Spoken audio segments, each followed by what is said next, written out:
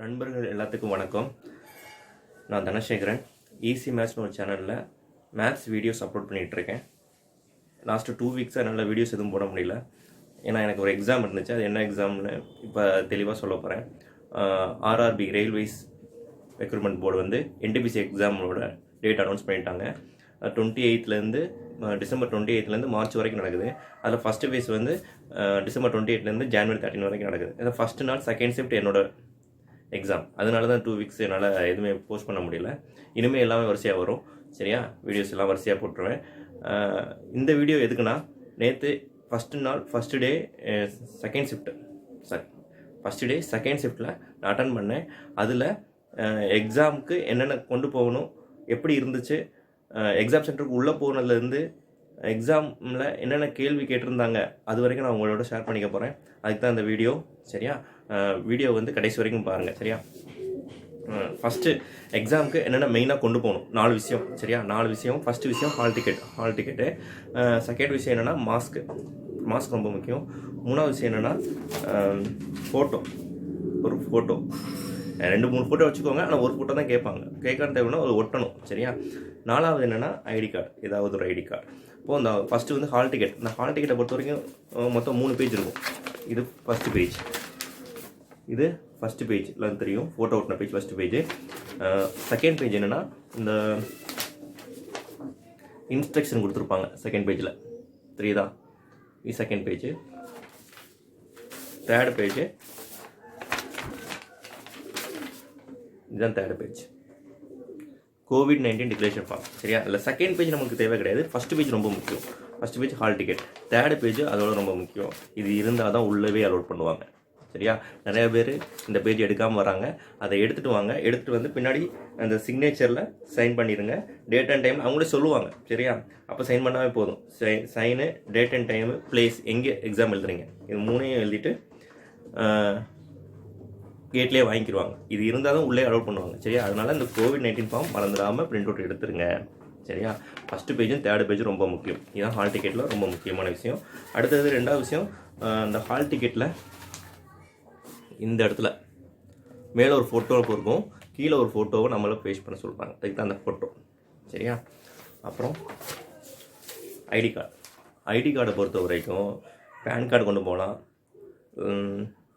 Licence கொண்டு போகலாம், Aadhaar card கொண்டு போகலாம், ஓட்டர் கார்டு கொண்டு போகலாம். கவர்மெண்ட் கொடுத்த எந்த ஐடி கார்டு வேணால் கொண்டு போகலாம். ஆனால் அதில் வேலிடிட்டி இருக்கான்னு பார்த்துக்கோங்க. நீங்கள் அப்ளை பண்ணும்போது அப்ளிகேஷன் டீட்டெயில்ஸ் இருக்குல்ல, பேர், இனிஷியல், நிறைய இதில் இனிஷியல் மிஸ்டேக் வரும் இந்த நிறைய ஐடி கார்டில். ஸோ இதுவும் நான் கரெக்டாக இருக்கான்னு செக் பண்ணிவிட்டு கொண்டு போங்க. அதே மாதிரி இன்னொன்று என்னென்னா, ஆதார் கார்டில் வேலிடிட்டி செக் பண்ணுறாங்க. அதாவது கடைசி அது எப்போ வந்தது, எப்போ பிரிண்ட் அவுட் எடுத்ததுன்னு செக் பண்ணுறாங்க. சரியா? அப்போ வந்து என்ன பண்ணுறீங்கன்னா, எக்ஸாம் போகிறதுக்கு முன்னாடி ஒரு வாரத்துக்கு முன்னாடி பிரிண்ட் அவுட் எடுத்து வச்சுக்கோங்க. 6 மாதம் வரைக்கும் ஓகேன்னு சொல்லிடுறாங்க. 2 வருஷத்துக்கு முன்னாடி, 3 வருஷத்துக்கு முன்னாடி போய் அதை பிரிண்ட் எடுத்துகிட்டு வாங்க அப்படின்னு சொல்கிறாங்க. சரியா? ஆதார் கொண்டு போகிறவங்க நல்லா மைண்டில் வச்சுக்கோங்க. அது வந்து லேட்டஸ்ட்டாக உள்ளதை கொண்டு போங்க. ஓகேவா? ஆதார் லேட்டஸ்ட்டாக உள்ளதை கொண்டு போங்க. அப்புறம் உள்ளே போய் ஃபஸ்ட்டு உள்ளே போனோன்னே டெம்பரேச்சர் செக் பண்ணுறாங்க. COVID-19 ஃபார்ம் வாங்கி சப்மிட் வாங்கிடுறாங்களா? ஃபஸ்ட்டு பேஜை மட்டும் தான் அலோவ் பண்ணுறாங்க ஹால் டிக்கெட் உள்ளக. அப்புறம் உள்ளக கண்டினியூஸாக செக் பண்ணிவிட்டு நம்ம பிலாங்கிங்ஸ் என்னென்னா, செயின், ரிங்கு, அப்புறம் வந்து பர்ஸு, பெல்ட்டு. பசங்களை பொறுத்த வரைக்கும் இதுதான் முக்கியம். அது எதுவுமே கொண்டு போகக்கூடாது. பர்ஸு, பெல்ட்லாம் ரிமூவ் பண்ண சொல்லிடுறாங்க.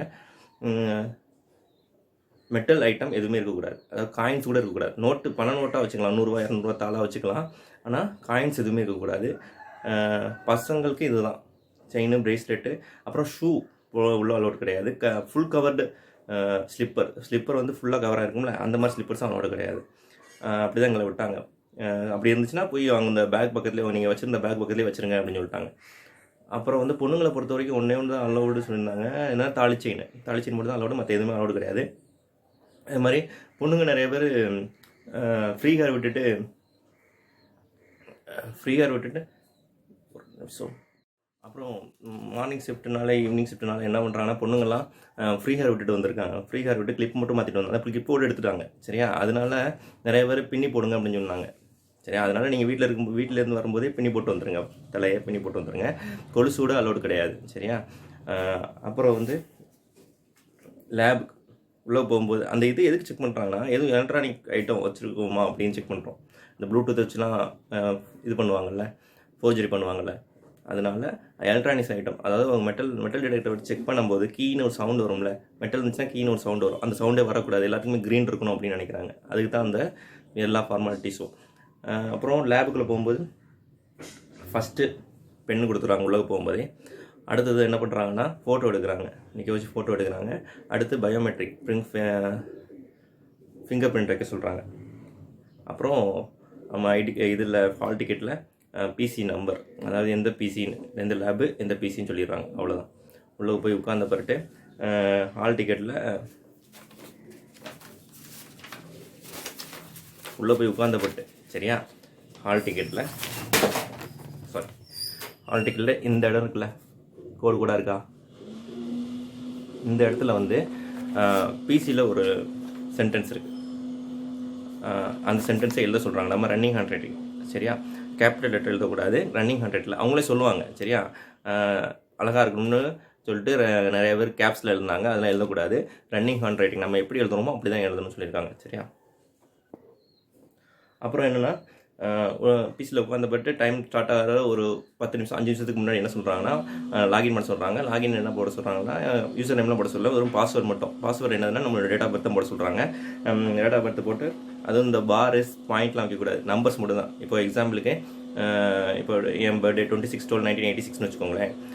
அதில் வந்து 20 நம்பர்ஸ் மட்டும் 26/12/1986 இது மட்டும் அடிக்கணும் சரியா. இது சப்போஸ் இந்த 2ஆம் தேதி 3ஆம் மாதம் பிறந்தவங்க அப்படின்னா 0203 அப்படி அடிக்கணும் சரியா. அவ்வளோதான். அப்புறம் இன்ஸ்ட்ரக்ஷன், அந்த பாஸ்வேர்ட் போட்டோன்னு உள்ள லாகின் ஆயிடுது. லாகின் ஆனது இன்ஸ்ட்ரக்ஷன் வருது, இன்ஸ்ட்ரக்ஷன் பேஜ் வருது. என்னென்ன பண்ணக்கூடாது, என்னென்ன பண்ணலாம், உங்கள் டைம் எவ்வளோ, எத்தனை கொஸ்டின் எல்லாமே வருது. இங்கிலீஷ் டிஃபால்ட் லாங்குவேஜாக வரும் அப்படின்னு போட்டிருக்காங்க. அப்புறம் வந்து உங்களுக்கு தேவையான லாங்குவேஜ் வந்து மேலே கார்னரில், ரைட் கார்னரில் ஸ்க்ரீனோட சரி நம்மளுக்கு ரைட் கார்னரில் ஒரு இது இருக்கும். நம்மளுக்கு நம்ம அப்ளிகேஷன் அப்ளை பண்ணும்போது என்ன லாங்குவேஜ் அப்படின்னு கொடுத்துருப்போம், தமிழா இங்கிலீஷ் அது கொடுத்துருப்போம். அந்த மொழியும் இங்கிலீஷ் மொழியும் தான் இருக்கும். நம்மளுக்கு கொஸ்டின்ஸ் வர்றது எல்லாமே இங்கிலீஷில் வரும். தமிழில் வரதா தான் தமிழில் மாற்றிக்கலாம் சரியா. தமிழில் வேணும்னா தமிழில் மாற்றிக்கலாம். அது மாதிரி ஒரு பேப்பர் கொடுத்துட்றாங்க, எக்ஸாம் இருக்கணும். வாட்டரும் ரெஸ்ட் ரூமும் உள்ளக்கே இருக்குது, லேபுக்குள்ளே இருக்குது. வாட்டர் இருக்குது, ரெஸ்ட் ரூமும் உள்ளக்கே இருக்குது. மேக்ஸிமம் இப்போ வந்து செகண்ட் ஷிஃப்ட்னு வச்சுக்கோங்களேன், எங்களுக்கு 1:30 கேட் ஓப்பன் பண்ணுறாங்க, 2:30க்கு கேட் க்ளோஸ் பண்ணிடுறாங்க சரியா. அப்போது மேக்ஸிமம் 3 o'clock தான் ஸ்டார்ட் பண்ணுறாங்க. அப்போது 2:15 2 o'clock அந்த மாதிரி போங்க. ஏன்னா உள்ளே போயிட்டு ஒரு ரொம்ப நேரமாக உட்காந்துருக்க மாதிரி தெரியுது சரியா. அதனால் 2:15 2:20 2 o'clock கூட போங்க, ஒன்றும் பிரச்சனை இல்லை சரியா. 2:30 வரைக்கும் கேட் க்ளோஸ் பண்ணி ஓப்பன் பண்ணி வச்சுருப்பாங்க. அதுக்கான கடைசி நேரத்தில் போய் திறங்க அப்படிலாம் சொல்லிட்டு இருக்காங்க. ஒரு 15 minutes பிஃபோர் இல்லை 20 minutes பிஃபோர் போயிருங்க கேட் க்ளோஸ் பண்ணுறதுக்கு முன்னாடி. அப்புறம் ஸ்டார்ட் ஆனோன்னே எக்ஸாம்ஸ் ஃப்ரீயாக தான் இருக்குது, ஒன்றும் பிரச்சனை இல்லை. ஃபஸ்ட்டு என்ன செக் பண்ணணும்னா டைம் செக் பண்ணிக்கோங்க. டைமை கரெக்டாக ஸ்டார்ட் ஆகுதா, 90 நிமிஷத்துலேருந்து ஸ்டார்ட் ஆகும், 90 நிமிஷத்தில் அப்படியே குறையும். அப்போ நம்ம டைமர் ஃபஸ்ட்டு ஸ்டார்ட் ஆகும்போது டைமர் 90 நிமிஷத்தில் இருக்கா, அப்படி ஏதாச்சும் கம்ப்ளைண்ட் இருந்துச்சுன்னா அவர்கிட்ட சொல்லிடுங்க. அப்புறம் இன்னொரு விஷயம் நான் மறந்துட்டேன். என்ன விஷயம்னா, நம்ம போய் உள்ளே போய் உட்காந்தோடனே நம்ம ஃபோட்டோ, அப்ளிகேஷனில் உள்ள ஃபோட்டோவும் இங்கே லேபுக்குள்ளே உள்ளே என்ட்ரு ஆகும்போது ஒரு ஃபோட்டோ இருக்கும், அது ஸ்க்ரீனில் வரும் சரியா. அது இருக்கான்னு செக் பண்ணிக்கோங்க. அதே மாதிரி நம்மளோட இந்த நம்பர், எந்த நம்பர்னா ரெஜிஸ்ட்ரேஷன் நம்பர், ரோல் நம்பர் 2 இருக்கும். ரெஜிஸ்ட்ரேஷன் நம்பர், ரோல் நம்பர் 2 இருக்கும். அந்த 2 நம்பர் உள்ளே இருக்கான்னு செக் பண்ணிக்கோங்க.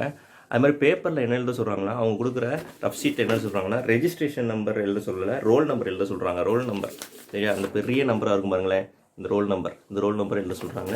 அண்டு பாஸ்வேர்டு யூஸ், நம்மளோட டேட் ஆஃப் பர்த் 2 எழுத சொல்கிறாங்க சரியா. இவ்வளோ தான் ப்ரொசீஜருங்க. மற்றபடிலாம் கொஸ்டின்ஸ் என்ன கொஸ்டின்ஸ்னால், ரெஸ்ட் ரூமும் வாட்டரும் உள்ளக்கே இருக்கு, நம்ம எப்போ வேணால் போய்க்கலாம் சரியா. அதுக்காண்டி நீங்கள் எக்ஸாம் எழுதிட்டு இருக்கும்போது நீங்கள் போனீங்கன்னா உங்களுக்கு தான் லாஸ் சரியா. அதுக்கு முன்னாடியே போயிருங்க, எக்ஸாம் முடிச்சோன்னா திரும்ப போங்க. அதனால் இது தண்ணி குடிக்கிறதா கம்மியாக குடிச்சிக்கோங்க, அது அடிக்கடி டிஸ்டர்ப் பண்ணும். அதனால தான் தண்ணி கம்மியாக குடிங்க சரி.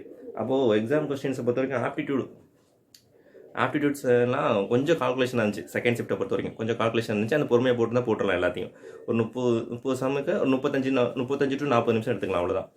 மற்றபடி ஈஸியாக தான் இருந்துச்சு. ரீசனிங் தான் சிம்பிள், ரொம்ப பேசிக்காக தான் கேட்டிருந்தாங்க. ஜென்ரல் அவேர்னஸ் எல்லாமே டைரக்ட் கொஸ்டின்ஸ் தான். நேற்று எல்லாமே செகண்ட் ஷிஃப்ட்டில் எல்லாமே டேரக்ட் கொஸ்டின்ஸ். அதில் உள்ள கொஸ்டின்ஸ் கொஞ்சம் நோட் பண்ணி வச்சுக்கேன். என் மைண்டில் உள்ளதெல்லாம் அதெல்லாம் உங்களோட ஷேர் பண்ணிக்கிறேன். என்ன கொஸ்டின்னா, எனக்கு ஃபஸ்ட்டு கொடுத்த கொஸ்டின் என்னச்சுன்னா, ஜாலியன்வாலாபாக் மசக்கர் எப்போ நடந்துச்சு. அதுலேயே 2 கொஸ்டின் வச்சு எனக்கு. ஜாலியன்வாலாபாக் மசக்கர் எப்போ வந்துச்சு வித் டேட்டோட கேட்டாங்க. சரியா, இப்போது அதை நோட் பண்ணிக்கோங்க. 13th April 1919. சரியா, அது மாதிரி ஜாலியன்வாலாபாக் நடக்கும்போது யார் வைஸ்ராயாக இருந்தா அது கேட்டாங்க. சரியா, அது மாதிரி first Atomics research power station எங்கே ஆரம்பித்தாங்க, சாரி எப்போ ஆரம்பித்தாங்க, எங்கே ஆரம்பிக்கல, எந்த இயர்னு கேட்டாங்க. சரியா, அது மாதிரி பாபா அட்டாமிக் ரிசர்ச் சென்டர் எங்கே இருக்குன்னு கேட்டாங்க. பாபா அட்டாமிக் ரிசர்ச் சென்டர் எங்கே இருக்குன்னு கேட்டாங்க. அடுத்தது 2020 எக்கனாமிக்ஸ் நோபல் ப்ரைஸ். எக்கனாமிக்ஸில் நோபல் ப்ரைஸ் 2 பேர் வாங்கியிருப்பாங்க. அதில் ஒரு ஆள் பேர் வச்சுருந்தாங்க. எக்கனாமிக்ஸ் நோபல் ப்ரைஸ் 2020 கேட்டிருந்தாங்க. அப்புறம் ஃபிலிம்ஃபேர் அவார்டில் பெஸ்ட்டு ஃபிலிம் வாங்க. பெஸ்ட்டு ஃபிலிம் அவார்டு, ஃபிலிம்ஃபேர் அவார்டில் பெஸ்ட்டு ஃபிலிம் கல்லிபாய்னு ஒரு படம் வாங்குச்சு. அந்த படத்தை அந்த இதை வச்சுருந்தாங்க, கொஸ்டின் வச்சுருந்தாங்க. அப்புறம் ஃபிசிக்ஸில் ஸ்கேலார் ஒரு 4 இது கொடுத்து, அதாவது மாஸ், ஃபோர்ஸ், வெலாசிட்டி, மொமெண்டம், இது 4ல் எது ஸ்கேலார் கேட்டிருந்தாங்க. அப்புறம் வந்து சன்னோட க்ளோவிங் பார்ட் எதுன்னு கேட்டிருந்தாங்க. அடுத்தது ஃபண்டமெண்டல் டியூட்டிஸ் எந்த அமெண்ட்மெண்ட் மூலமாக கொண்டு வந்தாங்க அப்படின்னு கேட்டிருந்தாங்க. Fundamental duties. சரியா, ஜப்பானோட கரன்சி என்னன்னு கேட்டிருந்தாங்க. யூஎன் செக்யூரிட்டி கவுன்சிலோட ஹெட் குவார்ட்டர்ஸ் எங்கே இருக்குன்னு கேட்டாங்க. யுனைடெட் நேஷனோட செக்யூரிட்டி கவுன்சிலோட ஹெட் குவார்ட்டர்ஸ் எங்கே இருக்குன்னு கேட்டிருந்தாங்க. ஃபாதர் ஆஃப் டாக்ஸானமி கேட்டிருந்தாங்க. கோல்ட் கும்பாஸ் எங்கே இருக்குன்னு கேட்டாங்க. ரொம்ப உலக போய் எந்த ஊர்லாம் கேட்கல, எந்த ஸ்டேட் தான் கேட்டிருந்தாங்க. சரியா, ரொம்ப ஈஸியாக சொல்லிடலாம். அப்புறம் ஜேஎஸ்எஸ்ன்னு ஒரு ஸ்கீமு, ஜேஎஸ்எஸ்ன்னு ஒரு ஸ்கீம் கொண்டு வந்திருந்தாங்க. எந்த மினிஸ்ட்ரி கொண்டு வந்தாங்க கேட்டிருந்தாங்க. அடுத்தது என்என்பி, அதாவது நெட் நேஷ்னல் ப்ராடக்ட் நான் என்னன்னு கேட்டேன். என்ன ஃபார்முலா வரும். சரியா, என்என்பி. ஓகேவா, அதுக்கு ஃபார்முலா தான் கேட்டாங்க. அப்புறம் ஆப்பிள் ஃப்ரூட் இருக்குல்ல, ஆப்பிள் ஃப்ரூட், அதுக்கு வர டிசீஸ் ஒன்று கேட்டிருந்தாங்க. அடுத்து ஃபஸ்ட்டு கம்யூனிகேஷன் சேட்டலைட், இந்தியாவோட ஃபஸ்ட்டு கம்யூனிகேஷன் சேட்டலைட் என்னன்னு கேட்டிருந்தாங்க. பேட்டில் ஆஃப் பிளாசி யாராருக்கும் சொல்லியிருந்தாங்க, யாராருக்கும் கேட்டிருந்தாங்க. பேட்டில் ஆஃப் பிளாசி யாராருக்கு நடந்தது அப்படின்னு கேட்டிருந்தாங்க. அப்புறம் பாயில்ஸ் லா, அதோட டெஃபினேஷன் கொடுத்து அது எந்த லான்னு கேட்டிருந்தாங்க. கான்ஸ்டன்ட் டெம்பரேச்சர், இது இன்வெர்ஸ்லி ப்ரொபோஷனல் அப்படின்னு அதோட டெஃபினேஷன் வரும்ல, அது எந்த லான்னு கேட்டிருந்தாங்க. அடுத்தது லெஜிஸ்லேட்டிவ் கவுன்சில், அதாவது சட்டமன்ற மேலவை எந்தெந்த மாநிலத்தில் இருக்குன்னு கேட்டிருந்தாங்க. எந்த மாநிலத்தில் இருக்குன்னு கேட்கல, 4 ஆப்ஷனில் எந்த மாநிலத்தில் இருக்குன்னு கேட்டிருந்தாங்க. சரியா, இப்போ வந்து 6 ஸ்டேட்ஸில் இருக்குது. மொதல் 7 ஸ்டேட்ஸில் இருந்துச்சு. ஜம்மு காஷ்மீர் உடச்சிலேருந்து இப்போ 6 ஸ்டேட் ஆகிடுச்சு. அப்போது அது எந்தெந்த மாநிலம்னு கரெக்டாக படிச்சுக்கோங்க. சரியா, அடுத்து கிராமி அவார்டு எந்த டிபார்ட்மெண்ட்டுக்கு கொடுக்குறாங்க அதை கேட்டிருந்தாங்க. கிராமி அவார்டு மியூசிக். அப்புறம் மொபைலியன் ரிபெலியன் நடந்துச்சு கேரளாவில், அது எந்த இயர்னு கேட்டிருந்தாங்க. மொபைலியன் ரிபெலியன். அடுத்தது கம்ப்யூட்டர் பேஸ் பண்ணி 2 கொஸ்டின் வந்துச்சு. நான் அதை ஒழுங்காக நோட் பண்ணல. கம்ப்யூட்டர் பேஸ் பண்ணாவே எனக்கு பிடிக்காது, அதனால் அதை விட்டுட்டு வந்துட்டேன். அதை நான் ஒழுங்காக நோட் பண்ண உங்களுக்கு எந்த கொஸ்டின் தெரியல. அடுத்தது ஹிமாச்சல் பிரதேஷ் நடக்கிற ஹைட்ரோ எலக்ட்ரிக் ப்ராஜெக்ட், ஒரு ப்ராஜெக்ட் என்ன கேட்டிருந்தாங்க. அடுத்தது இந்திரதனுஷ் பேங்கிங்கை பற்றி ஒரு மிஷன், இந்திரதனுஷ்னு ஒரு பேங்கிங் பற்றி ஒரு இது வந்துச்சு. கரண்ட்டாக பேசலை, அதை பற்றி கேட்டிருந்தாங்க. இதுதான் என்னை பொறுத்து எனக்கு ஞாபகம் இருக்கிற கொஸ்டின். ஒரு 28 கொஸ்டின், 12 கொஸ்டின் எனக்கு மறந்து போச்சு, என்ன இருந்துச்சுன்னு தெரியல. ஃப்யூச்சரில் ஞாபகம் வந்துச்சுன்னா ஏதாச்சும் ஒரு வீடியோவில் நான் சொல்கிறேன். நல்லா ப்ரிப்பேர் பண்ணுங்கள். ஈஸியாக தான் இருக்குது, இல்லை டேரக்ட் கொஸ்டினாக தான் இருக்குது. நேற்று செகண்ட் ஷிஃப்ட்டை பொறுத்த வரைக்கும் ஒரு 65 to 75 is good attempt. 65 to 75ங்கிறது நல்ல அட்டெம்ப்ட்டு, சூப்பராக ஸ்கோர் பண்ணிக்கலாம். above 60 நம்பி படிக்கலாம். CBD 2 above 60 நம்பி படிக்கலாம். above 60 கூட தேவையில்லை, 57. ஏன்னா நேற்று வந்ததில் பாதி பேர் ஆப்சன்டீஸ் தான். என் ரோலில் நான் ஒரு ஆள் தான் உட்காந்து எக்ஸாம் எழுதுறேன். அப்புறம் பார்த்துக்கோங்க, என் ரோலில் ஒரு 30 பிசி இருக்குது. 30 பிசியில் நான் ஒரு ஆள் தான் உட்காந்து எழுதுறேன். நிறைய ஆப்சன்டீஸ். ஸோ கட் ஆஃப் இன்னும் கம்மியாகும். நம்பி படிங்க, ஒன்றும் பிரச்சனை. CBD 2க்கு சரியா, நல்லா ப்ரிப்பேர் பண்ணுங்கள். அப்புறம் போகும்போது என்ன பண்ணுறாங்கன்னா, கடைசியாக போகும்போது மறுபடியும் ஃபோட்டோ எடுக்கிறாங்க. இப்போ அவங்களே வந்து நம்ம டேபிளில் வச்சு ஒரு ஐபாட் நினைக்கிறேன், ஆமாம், ஐபாடை வச்சு ஃபோட்டோ எடுத்துகிட்டு அங்கேயும் பயோமெட்ரிக் வாங்குறாங்க. கடைசி போகும்போது வாங்குறாங்க. அது மாதிரி நம்ம எழுதின பேப்பரை அவங்க சப்மிட் பண்ணி போக சொல்கிறாங்க.